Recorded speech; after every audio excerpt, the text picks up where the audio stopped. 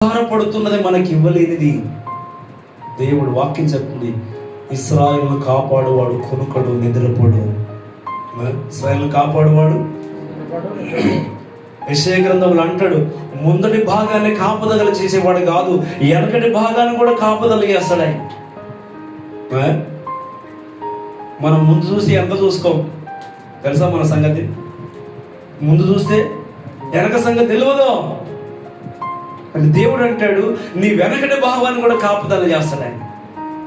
ఇశ్రాయేలు ఆ సముద్రములో కదా, అక్కడ సమస్య వచ్చింది. అక్కడ సమస్య వచ్చి సముద్రం దగ్గర ఆగిపోయారు. వెనక సైన్యం ఉంది.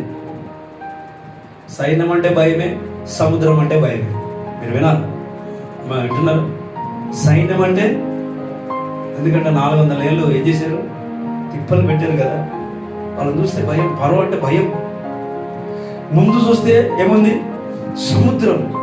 సముద్రం చూడండి ప్రియ దేవుని బిడ్డలారా, దేవుడు ఎంత బలవంతుడంటే సముద్రాన్ని పాయగా చేసి మార్గంగా చేసి ఇశ్రాయేలు నడిపించాడు 6 నెలలు. ఇది ఎవరికి సాధ్యం? ఈ లోకానికి సాధ్యమా? ఈ మనుషులకు సాధ్యమా? ఈ జ్ఞానానికి సాధ్యమా? ఈ టెక్నాలజీకి సాధ్యమా? సాధ్యమా?